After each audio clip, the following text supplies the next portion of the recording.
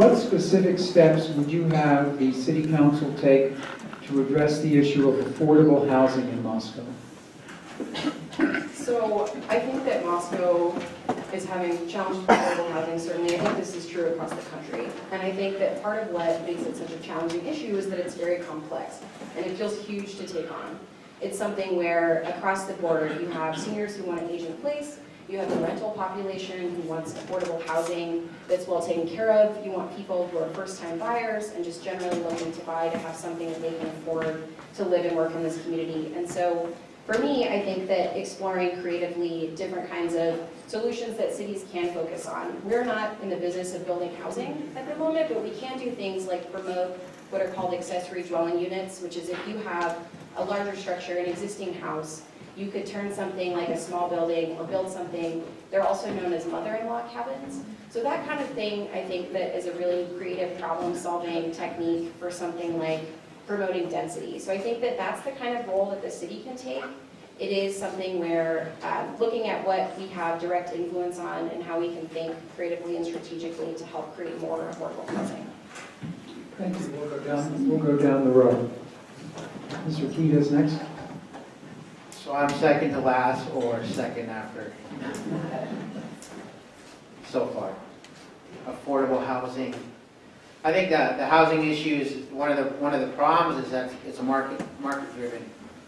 A lot of people are demanding, so the price goes up. It's gone up a lot in the last few years. Am I right? I mean, it really has. And so, how do you address that? Well, we have to stop people from California, like me, coming and creating that demand. But I think it's going to happen. And so, a lot of the things I think the city is already looking into. Things that Ann mentioned, you know, density, the mother-in-law places, apartments, and also maybe houses that aren't like $400,000 houses, maybe houses that are a little bit smaller that you can pack them in a little bit denser and sell them for $180. I don't know what the price would be. But I think, you know, the city is already looking into things. I would join in to what they're already doing. But I think regulations with contractors, of course not with safety, but density, I think maybe permits, I don't know, they might be able to be cheaper, I don't know. Just things of that nature that would just, mainly I identifying how can we help builders build affordable housing, and to be told as any housing. I mean, it's really just getting brought up right away. And so, and then I've talked with seniors out in the community, and just, you know, with the increased tax rates, they're like, how can I continue to live here? I'm going to fix income. And so addressing issues like that as well, so people can stay in their homes and not have to move and sell. Thank you. Thank you. Mr. Mitchell. So I'm a firm believer in competition. I think competition drives prices down on everything. And so I look at the affordable housing, and the easiest way to, in my opinion, to bring housing prices down is to make way for people to build different things, to build, even if it is smaller houses in communities that are closer together. I think that if we can provide some kind of an incentive or tax breaks for some of those that are trying to build some of these houses, and create more competition. And like I said, I think competition brings prices down. I know that as I look at the tax rate and how quick it's going, the property tax rate and how quick it's going up, it's climbing so fast. And that's one of my biggest concerns, is how do we actually slow that down, bring it back down where it needs to be, and make it easier on you guys that do own houses or that want to own houses, so you're not having that big tax burden that hits you. So competition brings things down. I've seen it in my business. I've seen it in several other businesses. I've studied it in the economics classes and stuff that I've taken. It's just the best way to bring prices down. And I think that that's the biggest key to bringing getting housing to be more affordable here in Moscow. Thank you. Ms. Lam.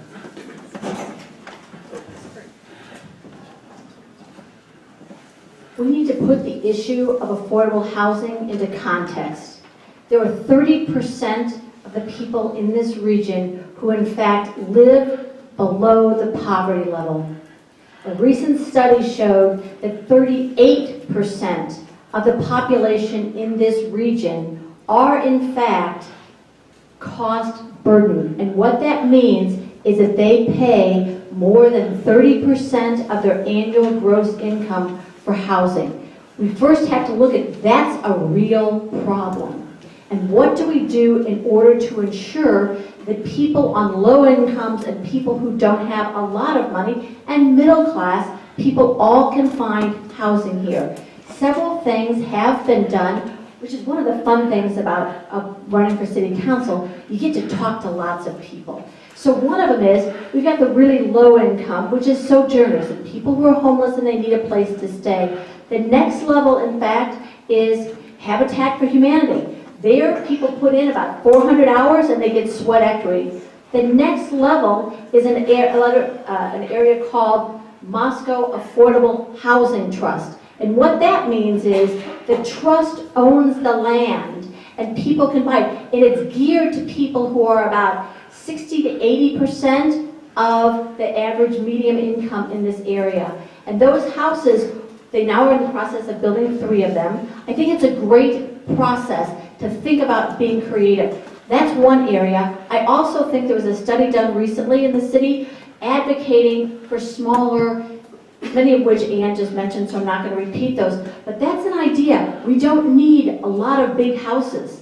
For a lot of low-income people, they can't afford it. We're looking for places that the average person making an average salary in Moscow can in fact live. That's what we're looking for. Thank you. Thank you. Figured that water would spill on me, so I better grab it. Oh, both of us, all of us at the table. Housing is tough, and it would be great if we could just have a checklist of being like, these are the exact steps I'm going to do to make housing affordable for everybody. I would love that, and I think anyone in this room would love that because it would fix a lot of needs. Absolutely, there's an issue. At 30% poverty level is a scary level.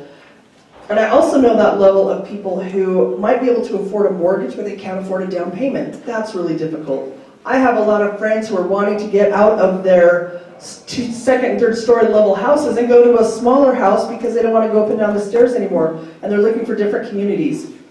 One of my favorite things about the city of Moscow are the amazing commissions that they have, and one is planning and zoning. So when you're talking about what specific steps would we do, that would be one, is to work with planning and zoning and take a real hard look at, is there a swath of land that we can encourage a business to come into, or that we can encourage some grant work done, so we can get a lot of the small, one-level houses, maybe with shared green space. I think that might be one thing to look at. We do it with planning and zoning. And then the other thing is to look at, what about attainable housing? It's not just affordable housing that's an issue, it's housing in general here in Moscow. If we want to encourage businesses to come in here, and businesses that will bring in a higher income base, then we need to have houses for those folks also, and they're trying to find a house. I'm not going to say struggling because they have the means to live. Struggling is when you can't have a home. But we have a realm of housing issues that need to be dealt with. And we do that by, again, talking to people. I love the idea of mother-in-law housing because you don't have to move people away. But I also like the idea of whether it's for seniors or for those looking for truly affordable housing, to have small shared lawn space that fits in the planning and zoning structure and does allow people to have a home for themselves and for their families. Thank you very much, Ms. Parents.